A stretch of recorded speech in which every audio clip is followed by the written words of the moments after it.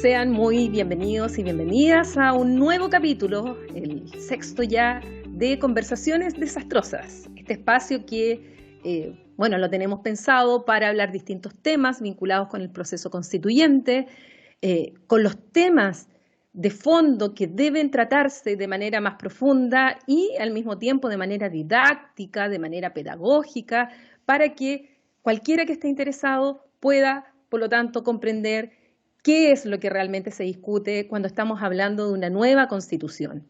Ya hemos visto el sistema electoral, hemos visto las formas de gobierno, las formas jurídicas de Estado o los temas de descentralización vinculados con ello. También vimos lo que ha sido la participación política, los partidos políticos, los independientes, y en el último capítulo también hablamos sobre el tema del medio ambiente y la Constitución. Hoy día, junto a mi invitado del día de hoy, a quien ya saludo, ¿cómo estás? Pablo Morris, que es sociólogo y magíster en políticas públicas, a quien lo he invitado justamente para conversar de este tema que vamos a empezar a ver ahora. ¿Cómo estás, Pablo?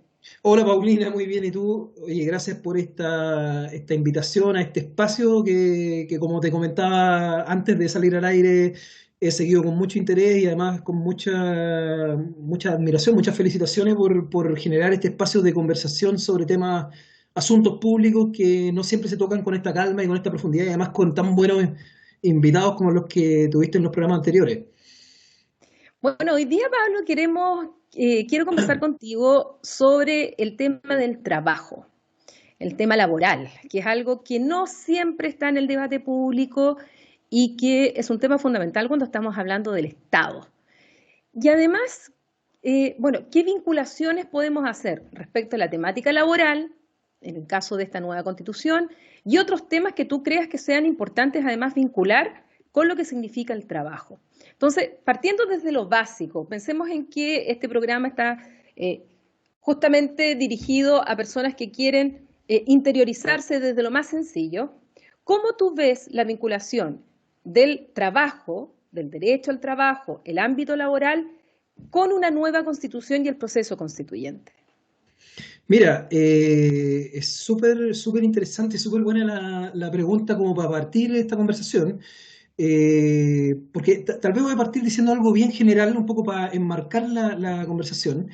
Existe o se ha instalado en Chile, bueno, en los últimos años, últimas tal vez décadas, un cierto sentido común de que el trabajo es como un asunto privado, ¿no es cierto? Como que cuando se habla de pega es como que fuera algo individual, ¿no es cierto? Yo o cualquier persona, ciudadano, ciudadana de Chile, ¿no es cierto?, necesita generar ingresos, entonces pacta con un empleador individualmente sus condiciones de trabajo y esto es un asunto como uno a uno, ¿no es cierto? Ese es como el sentido común, como que el trabajo es un ámbito privado que me permite a mí tener ingresos, por supuesto para, qué sé yo, para mis gastos y para mi hogar o para quien sea, ¿no es cierto?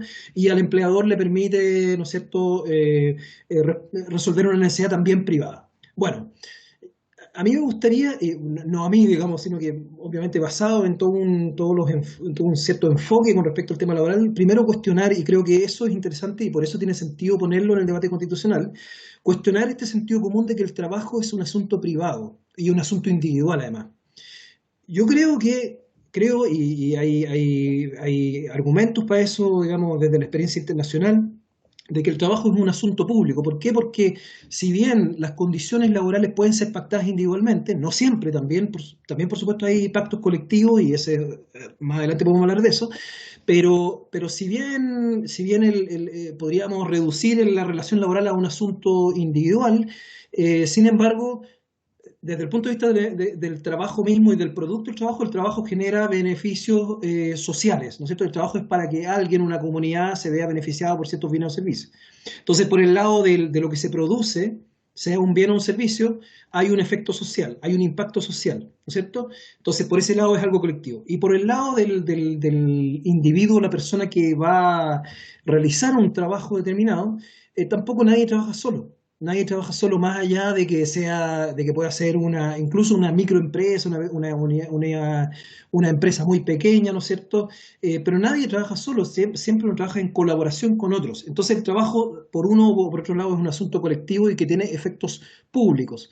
Por lo tanto, es un asunto que merece y amerita tener más visibilidad de la discusión constitucional. Eso como una declaración general, ¿no es cierto? Mm. Ahora, digamos, bajando un poquitito esta mirada como general, ¿no es cierto? Bueno, digamos entonces que el trabajo es un asunto público, un asunto de interés público. Bueno, pero ¿desde dónde lo miramos? ¿Cuál es el enfoque que le damos? Yo creo que el enfoque más adecuado y más sobre el cual además hay más consenso internacional es el concepto que ha acuñado la OIT, la Organización Internacional del Trabajo, que es este concepto que además lo inventó un chileno, Juan Somadía, hace 22 años en realidad, cuando fue director general de la OIT, que acuñó este concepto del trabajo, entre comillas, decente, ¿no es cierto? Trabajo decente, que es el concepto general que la OIT promueve a nivel mundial, y que busca ir un poco más allá de esta noción individualista del trabajo, y también a veces muy economicista. Yo no tengo nada contra los economistas, creo que son una gran profesión, pero creo que a veces hay una desviación y de cierta economía, tampoco de toda la economía, pero de escuelas más liberales o neoliberales, ¿no es cierto? En el sentido de reducir los temas laborales como al tema del empleo, ¿no es cierto? Empleo sea como sea, ¿ya? El concepto de trabajo decente lo que hace es ampliar la mirada preocupándose por las condiciones de empleo, ¿ya? O sea, no solamente necesitamos una economía y un modelo que genere oportunidades de empleo, sino que además estas oportunidades de empleo tienen que asegurar ingresos adecuados, ingresos justos que permitan condiciones de vida decentes.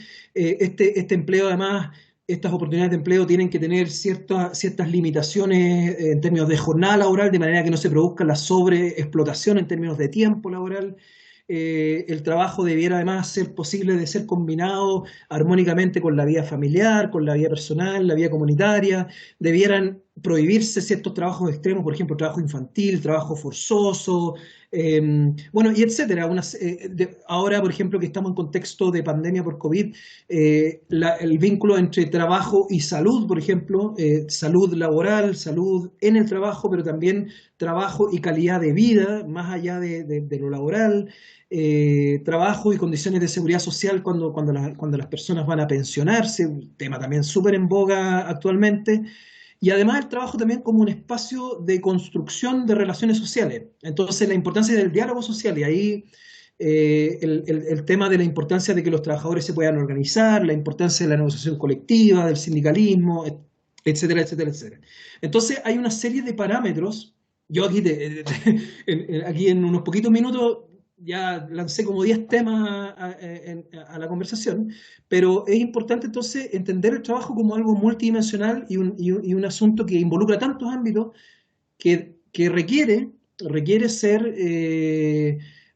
promovido, por supuesto, desde las políticas públicas, desde las políticas laborales, pero también requiere en la Constitución, que es la máxima ley o la máxima regla del juego que una sociedad se establece, requiere tener un rango de un derecho garantizado, ¿ya? Un derecho garantizado, y yo creo que ahí hay que avanzar un poquitito más, no solamente el derecho al empleo como tal, sino que el derecho a un trabajo, ¿por qué no?, a un trabajo decente, que es el concepto, el paradigma que la OIT a nivel mundial promueve.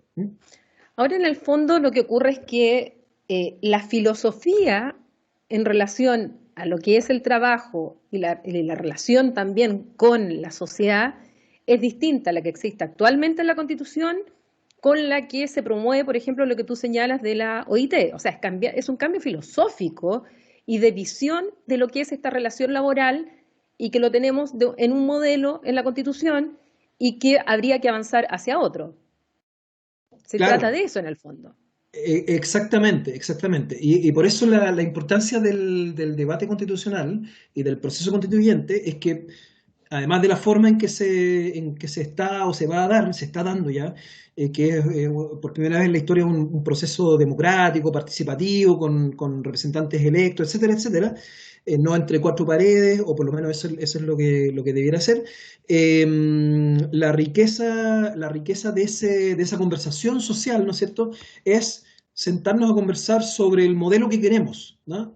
O sea, la gracia de escribir una nueva constitución de manera participativa, por parte del representante, pero también por parte de la ciudadanía toda, es que es que permite justamente pensar o soñar en los principios que debe tener el tipo de sociedad al cual aspiramos y que eso quede plasmado en la Constitución.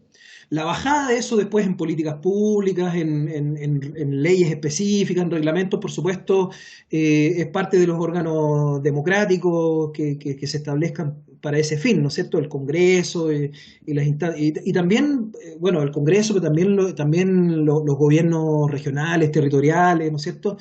Eh, pero como declaración de principio es muy importante que quede plasmado ahí. Porque lo que hoy día la Constitución actual lo que establece, no solo en el ámbito laboral, sino que en todos los ámbitos, de alguna forma, simplificando por supuesto, pero de alguna forma esta es una constitución que declara ciertos derechos, pero lo que asegura básicamente es el derecho a la libertad de elegir, ¿no es cierto? Así, esquemáticamente, es una simplificación. Pero lo que asegura la constitución actual es, por ejemplo, el derecho a elegir dónde me voy a educar o en qué sistema de salud me voy a atender, público o privado, o cómo voy a acceder a la vivienda, etcétera, etcétera, ¿no? O mi libertad para emprender, etcétera. Pero lo que le falta y lo que hay que hacer, y ahí tú tienes mucha razón, ¿no es cierto? Que en el fondo es un cambio de esquema, un cambio de modelo en el sentido de los principios que se quieren plasmar en el ámbito laboral, es establecer no solamente el derecho a la libertad de elegir o a la libertad de emprender, sino que el derecho a acceder a un trabajo que garantice ciertas condiciones, que es lo que la OIT a nivel internacional caratula, le pone el nombre de trabajo decente. Y además no es un concepto, porque uno podría decir, bueno, esto es como una utopía, ¿no? Esto es un mundo soñado, un mundo feliz, como diría Aldous Huxley, ¿no? Eh, eh, pero no es una utopía, es un concepto que de hecho tiene bajadas específicas en los distintos, hay experiencias internacionales de cómo se avanza en esto. Entonces tiene implicancias bien concretas. Pero si, el problema es que si no queda establecido como tal en la Constitución, después no se vuelve exigible, ¿ya? Bueno, Así, justamente te iba a preguntar sobre eso, sobre experiencias comparadas. ¿Qué países, y no miremos los países europeos, los países desarrollados, ni los modelos nórdicos, que siempre estamos mirando hacia allá, que tienen otra realidad? Pensemos solamente en el ámbito latinoamericano, en aquellos que tienen características parecidas a Chile. ¿De qué manera han regulado en sus constituciones o qué modelos han ido adoptando que sean iguales o distintos al que nosotros tenemos? ¿Qué nos dice esa experiencia? a ver, yo creo que algo fundamental más que yo creo que Chile tiene que encontrar su propio modelo, ¿eh? O sea, Chile tiene que construir su modelo desde su propia realidad, desde su propio perfil productivo, pero lo que uno ve, porque además los sistemas políticos también son distintos, entonces en algunos casos hay tenemos, ¿no es cierto?, países federales donde hay distintas normativas, por ejemplo en Brasil, en Argentina, que otros estados que son unitarios, centralizados, como el caso colombiano, etcétera. Entonces, yo creo que hay que encontrar un modelo que sea propio y acorde a la realidad chilena, pero lo que yo destaco desde, por ejemplo, la experiencia, por ejemplo, del ámbito de la capacitación, de la formación para el trabajo, son los modelos, es la importancia del tripartismo. Bueno, Pablo, justamente era lo que te iba a preguntar. ¿Qué modelos comparados o qué experiencias comparadas podemos mirar? No miremos, no hablemos de los modelos nórdicos ni de los países desarrollados, porque sabemos que tenemos características distintas, pero algunos otros modelos tal vez en América Latina donde estén más cercanos a esta filosofía que tú planteas a la que tenemos actualmente en la Constitución. Claro. Mira, a mí lo que me parece fundamental, bueno, lo que yo te decía antes es que, bueno, hay que tener en cuenta que los países tienen sus especificidades, sus distintos sistemas políticos, que también es algo importante, porque en países como Brasil, Argentina, estados federales, a veces las reglas son distintas en un estado que en otro, pero como criterio general, como parámetro general, yo te diría que lo que es importante instalar en la Constitución, y eso lo muestran las instituciones de la realidad brasilera, aunque va allá los cambios de gobierno, ¿no es cierto?, donde han habido algunos cambios, ¿no es cierto?, pero como criterio general, Brasil, Argentina, Uruguay es un país interesante, Colombia, Costa Rica, México, pero ¿qué tienen en común estos países que te estoy mencionando? Es que tienen instituciones laborales que están de alguna forma que se derivan, ¿no es cierto?, de ciertos principios establecidos en las respectivas constituciones, tienen instituciones laborales en las cuales se garantiza o se genera espacio de diálogo sociolaboral tripartito, que es algo fundamental, ¿no es cierto?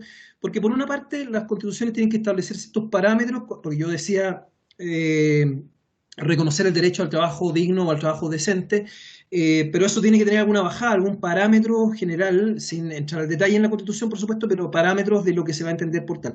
Pero junto con eso también, estos países que yo te menciono tienen instituciones de diálogo tripartito que están reconocidas como tales y que son las que definen ciertos lineamientos, en algunos ámbitos en particular, no en todos, ¿no es cierto? Pero por ejemplo, donde esto está muy desarrollado es en el ámbito de la capacitación o de la formación para el trabajo. ¿Ya? Entonces hay instituciones muy robustas en las experiencias que te mencionaba, o por ejemplo en los países del Caribe también, pero ahí a nivel más, ¿cómo se llama?, supranacional, hay ciertas institucionalidades que por cierto las constituciones respectivas las generan el marco para que existan, que son instituciones en las cuales están presentes organizaciones de los trabajadores, organizaciones de los empleadores, gobierno, en el ámbito de la capacitación también las instituciones de formación, etcétera, que es en el fondo lo que te asegura de que haya consenso en torno a las reglas del juego laborales. En Chile hoy día eso, bueno, han habido diversas iniciativas en los últimos, digamos, desde el retorno de la democracia, iniciativas en algunos gobiernos más fuertes, en otros más débiles, pero iniciativas de espacios de diálogo tripartito, pero sería necesario probablemente darle un cierto rango más importante o más destacado a nivel constitucional al diálogo social como herramienta de definición de las reglas del juego laborales. Y también sería importante que estas instituciones no solo sean centralizadas, nacionales, sino que también tengan, digamos, pertinencia o presencia territorial y también sectorial. Y eso, como te digo, yo te diría que dentro de lo laboral, el ámbito donde está más desarrollado y donde eso está garantizado por las constituciones, es en el ámbito de los sistemas de formación para el trabajo, que es un tema en sí mismo también, que es en el fondo la vinculación entre educación y trabajo para asegurar el desarrollo de las competencias que se requieren para el mundo laboral, que es algo súper importante porque no está desligado de todo lo que antes te dije. Ahora nosotros tenemos una muy bajo porcentaje de sindicalización. Pues si Sí, nosotros lo sí, comparamos bueno, yo dije no comparáramos con los países desarrollados, pero es lo que más conozco. Si uno sí. compara con los índices de sindicalización en Europa, en Alemania, en Francia, eh, bueno, en Bélgica, donde viví mucho tiempo, yo veía la fuerza de los sindicatos, por un lado. Y si comparamos esa realidad con lo que ocurre acá, es totalmente diferente. Y también lo que tú decías, o sea, allá también existen muchas obligaciones de esta negociación o de este diálogo entre Sí. empresa, el trabajador y el Estado.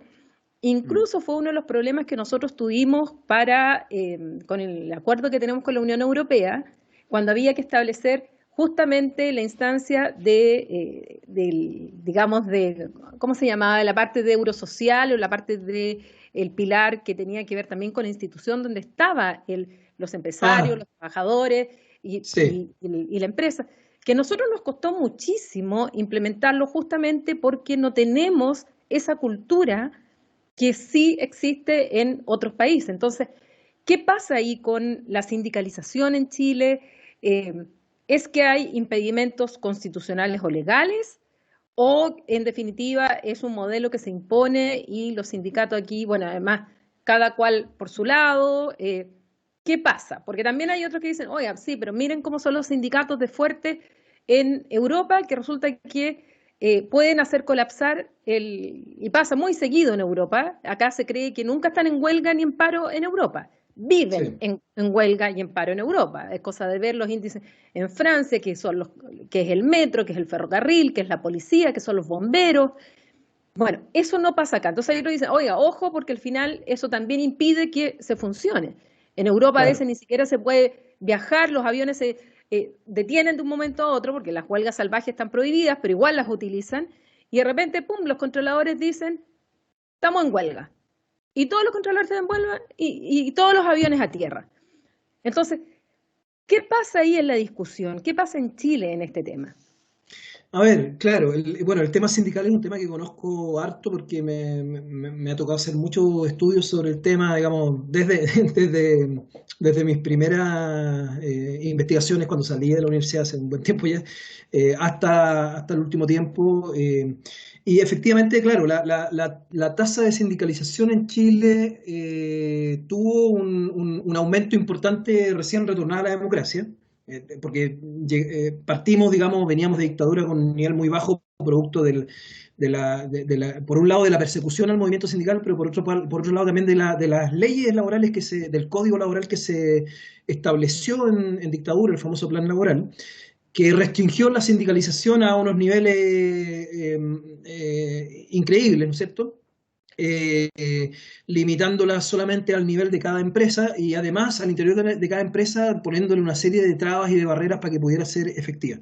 Entonces, bueno, la sindicalización se recuperó los primeros más o menos hasta mediados de los 90, luego se estabiliza y luego vuelve a caer, empieza a caer y se recupera, digamos, producto más o menos a partir del 2013, 14 más o menos, por ahí, empieza un repunte y actualmente la tasa de sindicalización está cerca del 20%, más o menos, en Chile, que es un nivel, digamos, que es más o menos el mismo nivel más alto que se había alcanzado en los 90. O sea, recuperamos lo que estábamos en los 90, pero todavía estamos, o sea, hay un 80% de la fuerza laboral que no está sindicalizada. Y además acaba de salir también la encuesta laboral de la Dirección del Trabajo, bueno, que además la conozco bien porque me tocó dirigirla, y la encuesta laboral es una encuesta a empresas y es representativa a nivel nacional, y esta encuesta lo que muestra es que del total de empresas que existen en Chile, empresas de 5 o más trabajadores,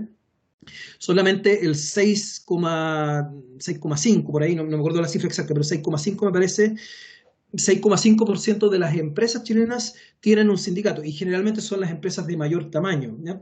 Entonces, efectivamente tenemos un gran problema porque estábamos hablando de la importancia del diálogo social, el diálogo tripartito, pero para que haya un buen diálogo en una mesa tienen que estar, bueno, todos los comensales sentados a la mesa y resulta que en esta mesa que tenemos en Chile, hay un comensal que o no tiene el puesto o lo tiene, pero que está muy debilitado frente a otro que tiene mucho poder, como son los empresarios. Entonces es una mesa dispareja. Y la gracia del diálogo social en el ámbito laboral y de la negociación colectiva y también del conflicto, si no hay que tenerle miedo al conflicto. Por supuesto, nadie quiere, o sea, o sea, ojalá que vivamos en un mundo sin conflicto, sin huelga, pero también es parte del derecho democrático, ¿no es cierto?, a en algún momento plantear puntos de vista contradictorios e intentar llegar a un acuerdo. Es parte del derecho, o sea, hay que perderle también el miedo al conflicto, ¿no? A la huelga.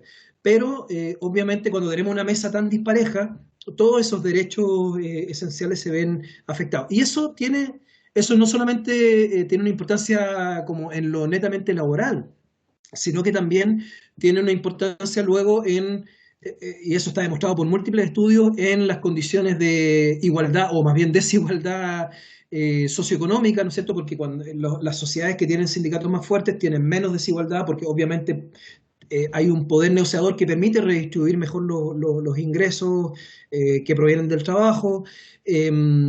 Eh, son además sociedades con sindicatos fuertes, son sociedades más estables, curiosamente, ¿no es cierto? Porque siempre está el miedo de que si tenemos sindicatos muy fuertes nos vamos a pasar en huelga. No, al contrario, es una garantía de más estabilidad y finalmente de más justicia social. Entonces, claro, eso es algo que en la nueva Constitución también debiera ser reforzado.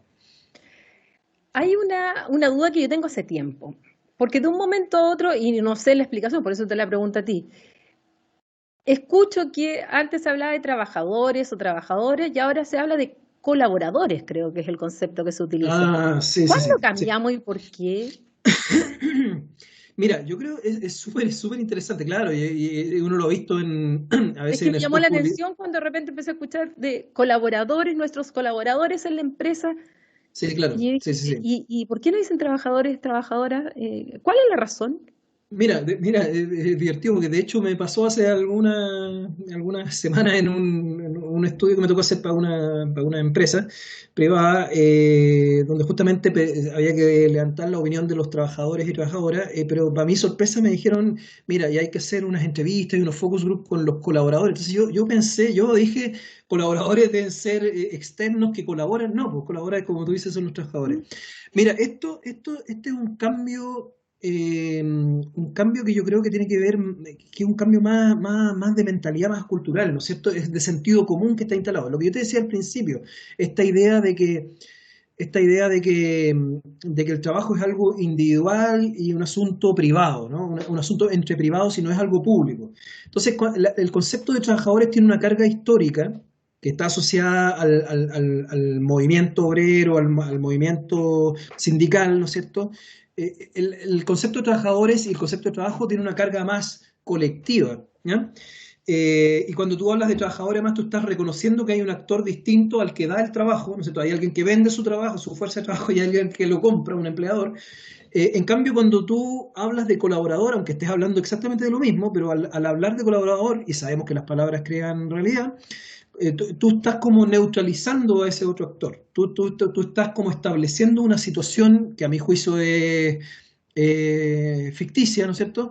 Estás intentando establecer una situación en la cual supuestamente hay dos iguales, ¿no es cierto? Hay alguien que contrata, hay alguien que te presta un servicio, pero el colaborador es como alguien que te ayuda a ti y tú lo ayudas a él pagándole un sueldo. Y eso, a ver, también tratando de darle un poco el beneficio de la duda al concepto, yo creo que esto tiene que ver también con la lógica que se ha instalado con fuerza en los últimos años del emprendimiento. Yo soy un gran promotor y favorecedor de la idea de emprendimiento. Creo que el emprendimiento es algo muy bueno, ¿ya? No creo que sea algo malo. Cuando digo emprendimiento me refiero a estas ideas que surgen no desde una relación laboral típica, sino que surgen desde alguna idea, alguna inspiración, donde uno por iniciativa personal emprende algo y moviliza recursos y uno como que es un poquitito empresario, pero un poquitito trabajador también, ¿no es cierto? Entonces yo creo que eso es muy bueno para la sociedad y también en la Constitución hay que generar espacio para eso, para la innovación, para la creatividad. Pero el problema es que cuando se intenta ese principio traspasarlo al interior de la empresa, como que los trabajadores no son fuerza de trabajo, sino que también son de alguna forma emprendedores, y por lo tanto que ellos surjan o no surjan en la empresa no depende de las condiciones laborales, sino que depende de ellos mismos, ¿no es cierto? O de ellas mismas, de sus propios talentos, méritos y capacidad individual. Bueno, ese es un giro como de sentido común, pero que finalmente lleva a este extremo que yo considero totalmente eh, no sé si decir desafortunado, pero creo que es un exceso, ¿no? Es un exceso intentar convertir a los trabajadores en colaboradores, porque en la realidad no porque me guste o no me guste, pero en la realidad no lo son. No, tampoco, o sea, colaboradores, claro, si uno toma el concepto de colaboración es muy bueno, yo creo que en la empresa tiene que haber colaboración, por supuesto, pero tratar de llevar al extremo de que el trabajador deja de ser trabajador y pasa a ser un colaborador no es real, porque por algo existe el derecho al trabajo. El derecho al trabajo, el derecho laboral, el código del trabajo, ¿por qué existe? Justamente porque se parte reconociendo de que la relación laboral es entre desiguales. Es una relación desequilibrada, ¿no es cierto? Hay alguien que tiene más poder que otro. El empleador tiene más poder que el trabajador. Y por eso mismo es necesario que exista un derecho laboral y un código del trabajo que equipare la cancha. Entonces, partir reconociendo eso como un dato de la causa, no porque a uno le guste la lucha de clases ni nada, sino porque es la realidad, ¿no? Entonces, partir reconociendo ese hecho, que es lo que da origen al código, al derecho laboral, y que es lo que justifica que haya normas que favorezcan a la parte más débil de la relación, que son los trabajadores, es lo que vuelve como un poco eh, como te digo, un poco excesivo esto de intentar de un día para otro convertir a los trabajadores en colaboradores. Es mi Sí. opinión, ¿eh? Bueno, ¿Ah? por eso te digo, a mí Mm. me chocó un poco el término cuando lo escuché por primera vez y después cuando ya lo escuché y sobre todo cuando lo escucha en a veces los comerciales en la radio, es como, no sé, tenía mi duda respecto al tema. Para Sí. terminar, Pablo, hay una realidad también que se está dando mucho, que ya se venía dando, pero hoy día con la pandemia creo que se ha reforzado y que está precarizando bastante la realidad de muchas personas. Y me estoy refiriendo fundamentalmente a todos estos trabajos que tienen que ver con el delivery, que tienen que ver con Uber, que tienen que ver con, en definitiva, con personas que incluso hoy día, por ganarse la vida, están hasta arriesgando su propia salud y que son nuevas formas de relación laboral que no están reconocidas todavía, porque en realidad hay fallos, se está discutiendo todavía en el Congreso lo que pasa con Uber, donde alegan los taxistas. Por otro lado, ha habido algunos fallos que han establecido que hay relación laboral, pero eso todavía, bien sabemos en derecho que se aplica al caso concreto. Perfectamente otro tribunal podría estimar que no hay relación laboral y por lo tanto no es obligación de pagarle cotizaciones ni toda la protección social que un trabajador con contrato sí tiene. Y además que esto en tiempos de pandemia y de las nuevas tecnologías y de lo que se está viviendo hoy día, está ocurriendo que está habiendo mucho trabajo informal. Sí. Trabajo informal, y no me estoy refiriendo solamente a aquellas personas que salen a la calle a vender cosas, sino que también a este otro tipo de trabajo informal, en la cual nos encontramos con personas que ya sean estudiantes o desempleados y que ocupan su tiempo para ganarse dinero extra, pero donde además están muy desprotegidos. Pero esto se está haciendo cada vez más usual, más en Sí. tiempos de pandemia. ¿Qué opinas tú ahí también? ¿Qué habría que hacer? Algunos países están prohibidos estos sistemas. Uber está prohibido en varias partes del mundo, en otras partes los han regulado. Em, ¿Qué pasa ahí? ¿Qué piensas tú respecto a esta realidad que, insisto, estamos viendo que se está reforzando por el tema de la pandemia? Mira, súper interesante. De hecho, la consultoría que estoy realizando para la CEPAL es justamente sobre la realidad del trabajo de plataformas y delivery Mm, en Chile. Entonces, es un tema del mayor interés. Incluso el mismo gobierno, en el Ministerio del Trabajo, generó una mesa de trabajo en torno al tema y hay algunos proyectos de ley. También leí hace poco que justamente una corte de, si no me equivoco, de Concepción, justamente dictó un fallo que reconocía relación laboral en un caso de un trabajador me parece que de Uber, puede que sea de otra compañía, pero me mm, parece que era de Uber. Eh, y efectivamente, claro, el tema de la informalidad es un tema, y además en el contexto de pandemia, ¿no es cierto?, donde sabemos que el principal efecto que ha generado toda la crisis social ha sido la destrucción de 2 millones de empleos en un año, y eso tanto cubriendo empleos, bueno, formales, pero también informales, y eso provoca un desplazamiento hacia estas formas de generación de ingresos. Es una realidad dramática, pero además también es importante analizar el perfil sociodemográfico de quienes se ven forzados a trabajar en estas plataformas. Hay una alta cantidad de personas migrantes. Está todo el tema que no lo hemos tocado, pero que es súper importante, que son las brechas de género en el trabajo, que también se mm. visualizan en la informalidad y en el trabajo de plataformas también. Eh, Porque las más perjudicadas siempre, lamentablemente, tristemente, y en el ámbito laboral no es la excepción, son las mujeres, ¿ya? Entonces, y eso también es algo que ahí nos metemos en otro tema, pero que es súper importante que también esté en la Constitución. Entonces, eh, la pregunta de fondo es, ¿cuándo uno puede decir que hay relación laboral? Cuando había una empresa y un trabajador que firmaba un contrato, ya sea individual o colectivo, con esa empresa, es muy clara la situación.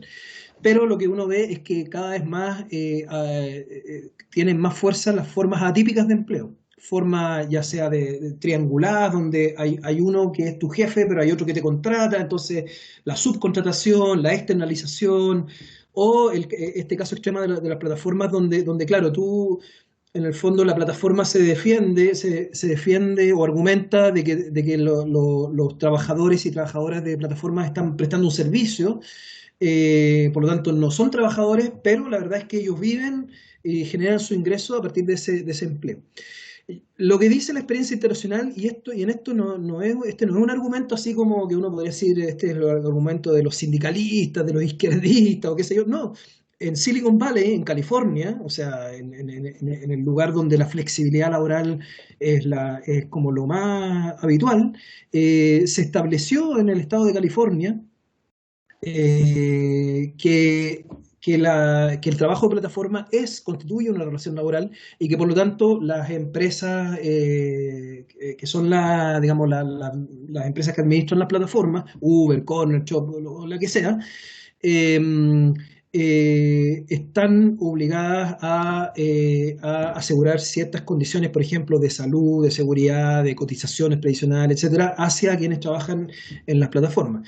Entonces, hay experiencia internacional, hay casos que uno podría tomar que no son porque la defensa, digamos, del argumento contrario es que esto limitaría el mercado, ¿no es cierto? Si uno le pone muchos costos, le suma muchos costos adicionales a las plataformas, finalmente las plataformas van a preferir irse a otro país o qué sé yo, pero la verdad es que eso no corresponde, digamos, la evidencia no indica que eso ocurra, o sea, eh, y hay experiencias internacionales también en Europa donde se han establecido protecciones a la dignidad. Volvemos aquí al tema del trabajo decente, ¿no es cierto? O sea, cómo, en el fondo, ¿cuál es el deber de la sociedad o de un país?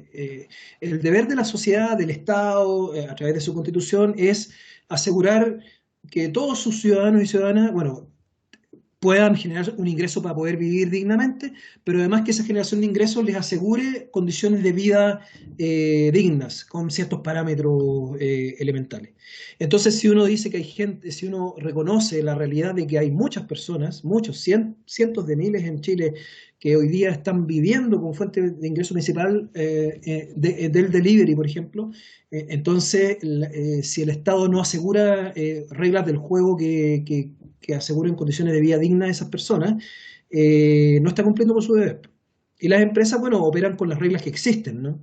Entonces, creo que hay que avanzar. Y la OIT también digamos, promueve esa línea de acción, ¿no es cierto? Ese camino.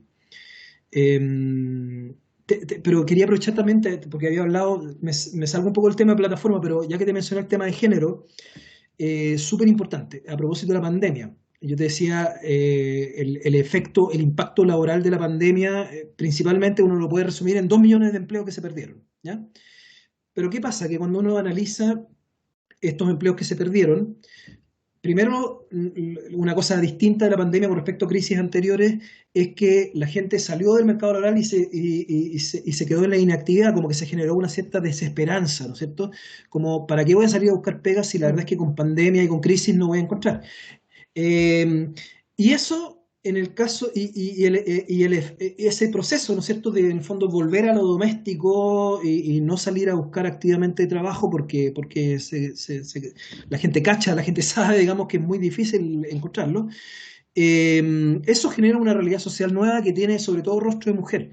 Porque cuando un hombre vuelve al espacio doméstico, por razones culturales, etcétera, bueno, buscará pitutear por allá, por acá, hará algo, pero cuando la mujer vuelve al espacio doméstico, tiene doble carga, tiene doble carga. Tiene el trabajo doméstico propiamente tal.